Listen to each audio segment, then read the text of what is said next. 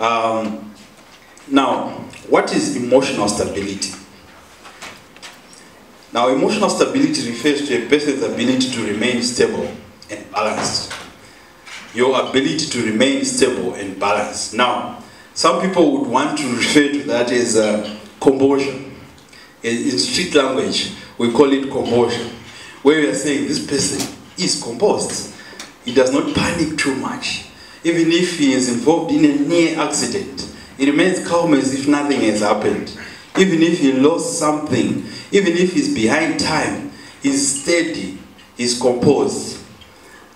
The ability to remain stable and balanced psychologically is what we refer to as emotional stability. So people who score high, because in psychology we then test, through psychometric tests, we then test you to see your level of emotional stability. People who score high on emotional stability, they react less emotionally and they are less easily upset. So like if something wrong happens here, because in every situation, this is something that we have to take away today as we go home or wherever we are going. Life will never be smooth. So in every situation that we are going to go through, there will be problems. But there are people who react to those problems emotionally. They are too emotional about it. There are people who get easily upset, even with a minor glitch, with a minor error. Those are the people that we call neurotic. They are not emotionally stable. But there are those people who appear as if nothing happened. It doesn't mean they're not affected. They are affected. But the way they respond to the problems is what determines or what defines them as emotionally stable. So emotional stability is sometimes similar to resilience. Resilience is also another common word. Now resilience involves being able to withstand hardships. So resilience is usually used in the general term to say that how do we withstand drought, how do you withstand poverty, how do you withstand persecution. Now in emotional stability, resilience is being equated because we are saying how do you withstand psychological pressure? How do you withstand emotional pressure? That ability to withstand that pressure is also resilience. Now, how do we maintain emotional stability at the workplace, and even at home, and even at church, Pastor? How do we maintain emotional stability? First, you have to adjust your perspective. You need to adjust your perspective. Now, every situation that we face in life has possible positive perspective. However, we tend to focus too much on the negative aspects. So we need to look for positive things in every negative, in quotes, in every negative situation. You need to look for the positives. So whenever something happens that is deemed to be negative, there's always some positive in it. There's always the illustration that is given of a glass which is filled to the half with water. And two people are asked, what do you think about this glass? Someone will say, no, this glass is half empty. The other one will say, this glass is half full. The guy who says the glass is half full is the optimist, is the guy who is positive. That's what we want you to be, to look at the positive perspective. In any case, there is no benefit in being negative. There isn't anything that you gain in being negative. So you'd rather be positive in every aspect that happens. Why? Because when you become positive, you see the opportunity that arises. Whenever something bad happens, there's always the opportunity that arises. That's why you see some people prospering in times of crisis, because they look for the positives.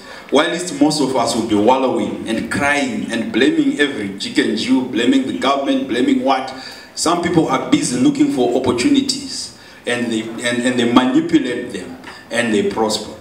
So we need to adjust our perspectives. The second thing that we need to do in order to maintain emotional stability, I'm hoping I'm talking to some people here, because I know a greater proportion of our population are not emotionally stable. That's what I know from what I meet every day with people. The second and critical aspect that you need to do in order to maintain emotional stability is to check your expectations. You need to check your expectation. Expectation is the root of all heartache. Expectation is the root of all heartaches. We expect too much from people. People are not perfect, and they will never be. Don't expect too much. You need to adjust your expectation. And this is very critical, because it is the root of all disappointments, it is the root of all frustrations. We expect the bus that is scheduled to arrive at 6 a.m. to arrive at 6 a.m. No, it won't. It's not always the case. You expect the organizers who said the event will start at 10 a.m. to start at 10 a.m. No, it won't. Things are not perfect. No one is perfect on earth, and things will never be perfect. So we need to adjust our expectations. What we expect from people should always be adjusted and leave room for error. Those who do statistics, they know when you're calculating statistics, you always leave room for error. 5%, 10%, room for error is there.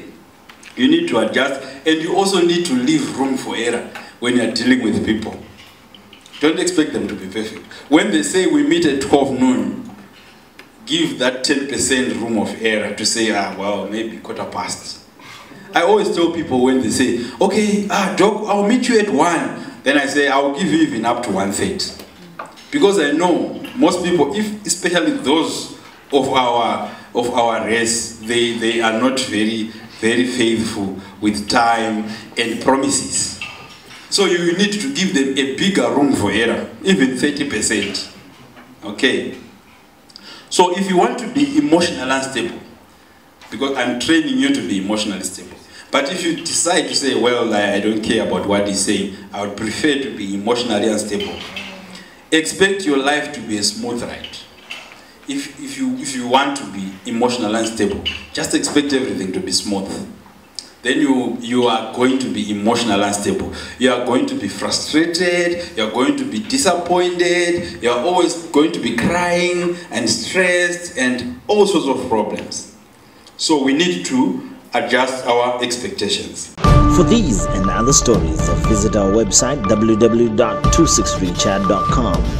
Follow us on Twitter @263chat and like our Facebook page 263chat.